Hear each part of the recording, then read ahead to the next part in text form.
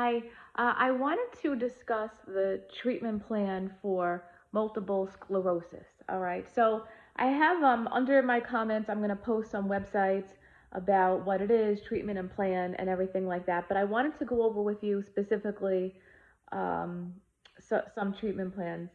Um, all right, so with multiple sclerosis, you would have to, of course, follow up with a neurologist who would be able to treat it with medicine and other treatments that they recommend. So again, you would have to go according to their treatment plan. Medications for multiple sclerosis could be immunosuppressants or anti-inflammatories. It just depends on the treatment plan for you. But once that's in place, then the next approach is it kind of involves a multidisciplinary approach. So that consists of physical therapy, occupational therapy, speech therapy. So a lot of different professionals are involved specifically for rehab because with multiple sclerosis, there's different levels, but sometimes the patient with MS could have difficulty walking, or sometimes if it's very severe, they could they might not be able to walk. So the degree kind of varies dependent on each individual, which is why it's important to speak with your specialist or neurologist about, the exact treatment plan for you. Now, in terms of services for speech therapy, occupational therapy, or physical therapy, they could either be outpatient or you could either get them in the home.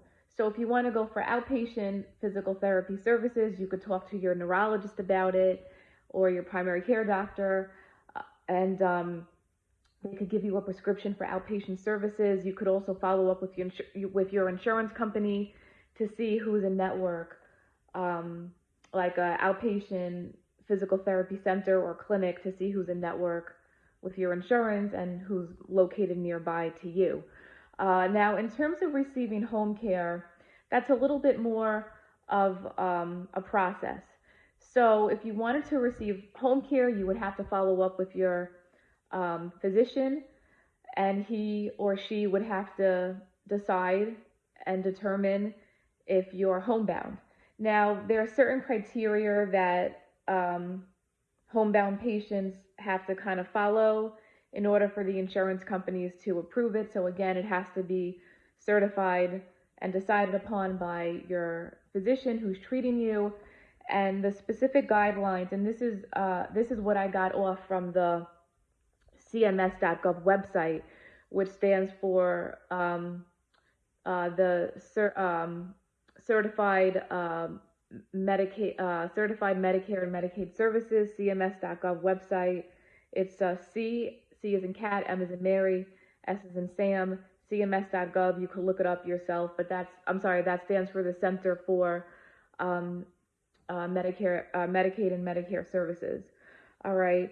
So the first criteria would be for home care to be eligible for would you would have to be confined to your home. So what that means is that because of an illness or injury, and you need the aid of supportive care devices such as crutches, canes, or a walker or a wheelchair, and it would just be an overall struggle for you to get out of your house. So that's what homebound means, that you need the use of the equipment to get out or the assistance of a person to help you get out of your house. All right.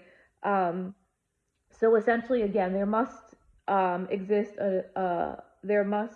exist a normal inability to leave home, and leaving home must require a considerable and taxing effort. So that's why you do have to talk to um, your doctor who's treating you about if you would be eligible for home care services. All right, now, if you are eligible for home care services, then your specialist, your doctor, would put in the request over to your insurance company, and your insurance company would decide if you need home care. So they would make that decision as well. If you are indeed eligible by home care, and your insurance company would cover it. And again, you would have to get in touch with your insurance about it. if they would cover the home care in full, or if you would be responsible for any type of co-payments. That's something that you want to talk to your insurance company about. But assuming that it is medically appropriate, then you would receive home care physical therapy for perhaps a couple of times a week for a few weeks. The insurance companies will not cover home care physical therapy and speech therapy as a long-term ongoing thing. It would probably only be covered, and again, you could talk to your insurance company about it, but it might be covered for maybe a couple of weeks to a month, depending.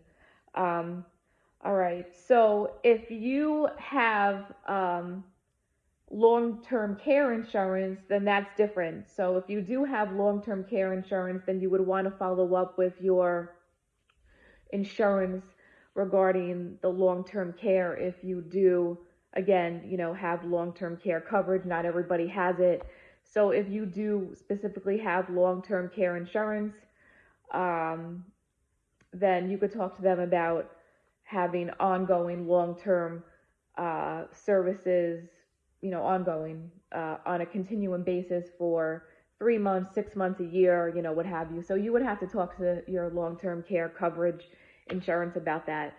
I think that's really what I wanted to talk about with it. And I'm gonna put under my comments, I'm gonna post some websites for you. Okay. All right. Thank you. Bye.